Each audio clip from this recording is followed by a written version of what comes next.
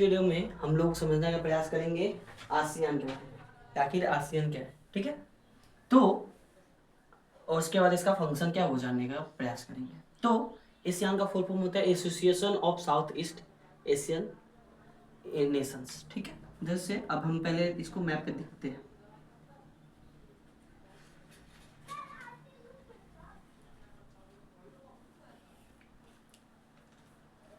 Okay, चलो देखने का प्रयास करते हैं। अगर हम लोग जैसे ही इधर आते हैं तो ये वाली जो कंट्रीज है, ठीक है, ये जो कंट्रीज है हमारा यहाँ से यही है हमारा कौन सा आसियान देश, ठीक है, आसियान देश, ठीक है। Myanmar, Thailand, Laos, Cambodia, Vietnam, okay. फिर यहाँ पे आओगे तो क्या मिलेगा आपको, सिंगापुर, मलेशिया, है ना। इस पे क्या मिलेगा आपको, इंडोनेशिया, इधर ब्रुनेई मिलेगा और इधर फिलीपींस। तो इधर 10 देश हमारे हो गए, ठीक है। तो सबसे पहले समझते हैं कि इसकी स्थापना 8 अगस्त 1967 को बैंकॉक थाईलैंड में हुआ था, ठीक है। उसके बाद इसका मुख्यालय कहाँ पे है, तो जकार्ता इंडोनेशिया में। इसके सदस्य देश कितने हैं, 10, इसमें भारत शामिल नहीं है, okay. Myanmar, Thailand, Laos, Cambodia, Vietnam. आप इन तीनों को याद करेंगे आसानी से, ये हिंद सिंध देश है, क्लास 10 में पढ़ा था हम लोगों ने, ठीक है। तो इन ये याद हो गया। मलेशिया, सिंगापुर, ब्रुनेई, ऐसे याद करेंगे, Malaysia, Singapore, Brunei, Malaysia, Singapore, Brunei, Malaysia, Singapore, Brunei. तो 6 ग्रुप बन गए, इंडोनेशिया, फिलीपींस, इंडोनेशिया, फिलीपींस, और इधर कौन है, म्यांमार और थाईलैंड। इस तरह से हमारे कितने 10 हो गए, 10। Myanmar, Thailand, Laos, Cambodia, Vietnam, Malaysia, Singapore, Brunei, Indonesia और फिलीपींस। अब ये बनाया क्यों गया था इसके बारे में बात करते हैं, ठीक है। तो इनका मुख्यतः 6 उद्देश्य रहा था बनाने के पीछे, है ना। इसका 6 काम होता है। पहला है आर्थिक वृद्धि एवं विकास, ठीक है। ये सभी देश आपस में मिलकर क्या करेंगे, आर्थिक वृद्धि एवं विकास के लिए क्या करेंगे, कार्य करेंगे और आपसी सहायता पहुंचाएंगे, ओके। दूसरा काम है क्षेत्रीय शांति एवं स्थिरता, ठीक है। शांति क्या करता है, हमें विकास की तरफ लेके जाता है, ओके। तो इन 10 देशों के बीच में क्या समझौता है कि ये लोग क्या करेंगे, शांति और स्थिरता को बरकरार रखेंगे ताकि विकास को क्या मिल पाए, गति मिल पाए, ओके। उसके बाद किसी भी मुद्दे पे क्या करेंगे, सहयोग एवं परस्पर सहायता। मुद्दे पे क्या करेंगे, ये लोग सहयोग करेंगे एक दूसरे का और सहायता करेंगे ये 10 देश एक दूसरे का, ओके। फिर यहाँ पे मेनली क्या किया जाएगा, एग्रीकल्चर। चौथा क्या, 36 से एग्रीकल्चर, इंडस्ट्रीज और ट्रेड को संवर्धन। मतलब इनका मेन उद्देश्य क्या है कि कृषि को कैसे बढ़ावा दिया जाए, ठीक है। उसके बाद उद्योगों को बढ़ावा देने के लिए प्रयास करेंगे। और तीसरा व्यापार।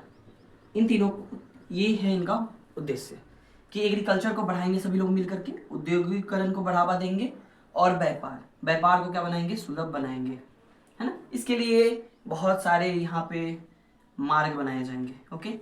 जल मार्ग एंड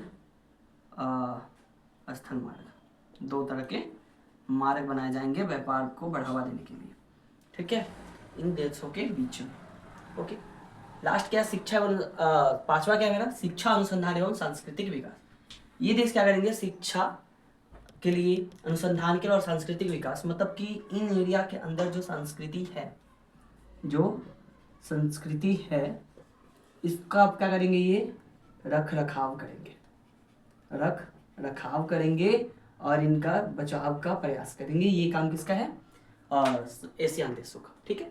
जब हम 5वीं बात करते हैं तो अंतरराष्ट्रीय संगठन संबंध। मतलब अगर जैसे ही हम लोग मैप पे भी देख रहे हैं तो ये क्या है, अंतरराष्ट्रीय संबंधों को दिखा रहा है, अंतरराष्ट्रीय संबंधों को दिखा रहे हैं, ठीक है। तो अंतरराष्ट्रीय स्तर पे ये करते व्यापक भूमिका निभाते हैं, ठीक है।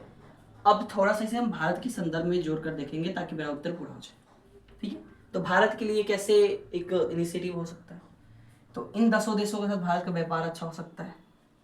तो पहला व्यापारिक रिलेशनशिप है। दूसरा भारत का कैसे है, सांस्कृतिक रिलेशनशिप है, ठीक है। भारत का सांस्कृतिक रिलेशनशिप भी यहाँ से है, ठीक है। हाँ, यहाँ पे जो क्या नाम है, इंडोनेशिया जो देश है, मुस्लिम बहुल क्षेत्र होने के बावजूद क्या है, वहाँ पे भारतीय संस्कृतियों का क्या किया जाता है, सम्मान किया जाता है। ठीक है, तो इससे क्या हो रहा है, हमारा संस्कृति जो है दूर दूर तक फैल रहा है। ठीक है, उसके बाद अगर आप इधर प्रशांत महासागर में आगे बढ़ोगे, यहाँ पे प्रशांत महासागर है। ठीक है, जब आप प्रशांत महासागर में आगे बढ़ोगे तो ये हमारा क्या आ जाता है, अगला ये आ जाता है आपका north America and south America continent. तो ये हमें इससे भी जोड़ने का प्रयास कर सकता है ना। तो ये हो गया भारत के संदर्भ में आसियान का महत्व।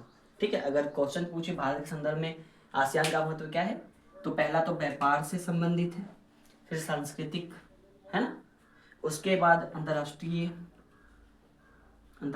हित के लिए, है ना। जैसे कि ये हमारा क्या है, यहाँ पे चाइना है ना। चाइना क्या कर सकता है, इधर से ऐसे आकर के यहाँ पे अटैक कर सकता है। अगर ये देश इसको जगह दे दे तो यहाँ से भी आ सकता है। तो ये क्या करता है, हमें अंतर्राष्ट्रीय हित में भी मदद करता है ना।